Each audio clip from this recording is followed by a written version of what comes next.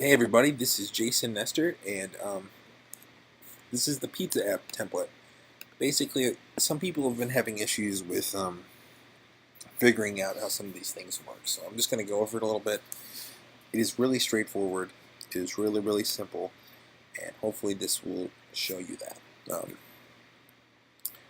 The first scene, of course, is literally just a scene that plays, and then it redirects to the second page. It's that simple. So here we are in the second scene. All this is 4 different pages set up on one scene, evenly distributed. In this case, this is the iPad version, 768 pixels. In the iPhone 5 version, it is set up to move 320 pixels, which is the width dimension of an iPhone screen. So if you have that version, which you'll get both with the template, of course, you can always just shrink the height down to the iPhone 4 version, and it'll still work in terms of the buttons moving to the different pages. But basically, all this is doing is when you click on these buttons, it is going in and it is affecting this attribute called scene here, and it's scene 1 through 4. As you can see, 1, 2, 3, and 4. And basically, when you click one of these buttons, it just moves the camera over, in this case, 768 pixels to the next area. That's as simple as it gets. In terms of this Play Pizza Catcher now, it's a game. Basically, if you have some kind of short, very simple game, you can use another tool by Deep Blue Apps called the Project Merger tool, and you can take that and merge it with this file, and then literally just link to it after you've merged it together as a scene. So when you use the Project Merger tool, it creates the game, the simple game that you've created, as another scene within your app, and that will show up just here in your big list of scenes, and then you would link to it. See here, it's initial scene, but that's the game, and then it links to it. And the way I've set that up is the camera starts off at the top, and then it slowly moves down to the bottom, and I use the interpolate. I don't know how to say this, but the interpolate attribute. Anyway, so basically what happens is when you first go to the scene, watch the camera, it just scoots down. So inside of the actual app, when you do it, it gives it the effect to look like it's sliding up. That's really simple as it is. You just go to the About page. When I click this, it looks like it's sliding up, you'll see, but it's really because this camera on the actual game scene is sliding down. It's very simple. When I click back, it unpauses. So it's really just a pause scene labeled, kind of layered over top. You know what I mean? So that's that. And now, onto the biggest part that seems to cause the most issue currently is the web form and the video. Now, before we go any further, you need to understand that if you're not a pro user of GameSalad, you can't use anything on this contact page. You need to have the open URL behavior, which is only available to people that have a pro account. If you don't have a pro account, you can't figure out why this isn't working, that's probably why. If you do have a pro account and you kind of want a better understanding of how this works, I will show you. Literally, they're just links. But the catch is you have to have some sort of web hosting of some kind. Like for the video, basically it is just a YouTube video or a Vimeo video or any kind of HTML5 based video on some sort of web page that is scaled to 100%. Vimeo has a URL that you can go to that will automatically scale your Vimeo video full screen, but YouTube doesn't. So you have to have some sort of web page you can link to, whether it be a personal web page or anything that has a video, the only thing on the page, scaled full screen. When you get an embed code from YouTube, you can adjust the height and width inside the embed code. If you aren't familiar with how to embed YouTube videos, you need to know this. It's something that you really do need to understand, so I'm going to task you with the homework of figuring out how to do that. Because embedding video is a huge thing. Embedding any kind of content is a huge thing, and something that everyone should know, I think, especially nowadays. So I'm going to task you with that.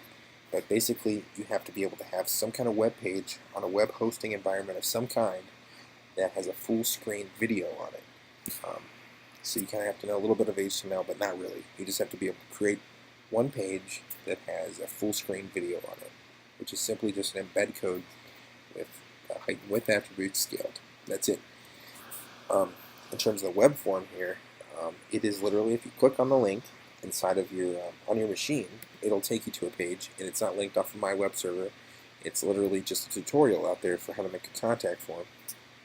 And you can just go to File, Save Page As, make sure that you save it as a complete web page, and you can take that form and use it as you wish. But at the same time, you're going to have some kind of HTML knowledge to be able to link that up and to make it function and send to it an email address and things like that. If you're working for a client or you're building an app for a client, they probably have some kind of contact form already set up, and in that case, you can just link to that, which would probably be the best bet for you, especially if you don't have any prior HTML knowledge. That would be the way I would go. I'll kind of go in the back end and show you how these are set up. So, believe it or not, the video is literally just linking to a page in my web server that has its own directory. And all that is a page that has a full screen YouTube video on it. That's it. Once again, you have to have a pro account to do this, and you have to use the embedded browser, because when you use the embedded browser on your device, it opens up kind of a browser within the app that takes you to this page. So it looks as if there's a video opening up inside of your app. It's that simple. The same thing goes with the contact form. Like I said before, you have to be able to host that somewhere. But when you click on that, you'll see that it's literally just a URL that links within the embedded browser, and it works that way. The whole point of this template is kind of just to explore a different way of thinking about some of the attributes that we use all the time. And if you're a pro user, you might only use the open URL behavior to take to like your Facebook page or your other games on the App Store, but you can actually use it in a much different way and kind of get a cool effect out of it to kind of make it seem like your app has a lot more depth, and it does at that point. So any of the dynamic things you want to do, you're going to have to just have a web hosting environment somewhere else, or if you're working for a client, just link to their web page on a certain place. It's really just links. That's as simple as it is. The directions, just links to a Google Maps page. The cool thing about Google Maps is it functions differently on the iPad or the iPhone than it does on a web browser. So you get a more native feel to it, but really it's just the fact that Google Apps or Google Maps is detecting the fact that you're on an iPad, and so it makes it feel like it's native to the iPad, because a lot of websites do that these days, like YouTube and Facebook and things like that. So we kind of get to take advantage of that by just taking a directions link from Google Maps and just plopping it in there. And when you do that, and you use the embedded browser, it really works just like that. It's that simple, and it works that simply. But like I said, if you're having issues and you can't figure out why you can't even see this behavior, it could be due to the fact that you're not a pro user. If you're not a pro user, I want to iterate this, you cannot use this feature. So if that's the case, I'm sorry. Look into becoming a pro user. It does pay off. And if not, and if you already are a pro user, hopefully this gives you kind of an understanding.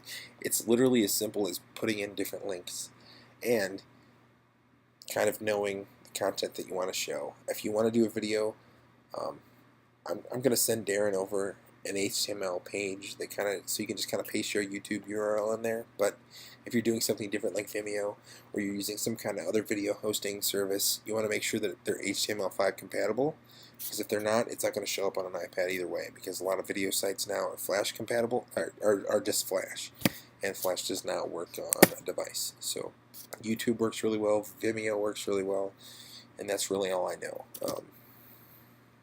Everything else is kind of give or take. So hopefully this gives you a little bit more perspective on the template. Hopefully this helps out a little bit. If you have any specific questions, please get a hold of me at jayleedesigns@gmail.com, and I'll kind of try to walk you through the process. But be specific so that I can help you in the most efficient way possible, okay? All right, and I hope this helps out a little bit, and if not, get a hold of me, okay? Thank you very much. Bye-bye.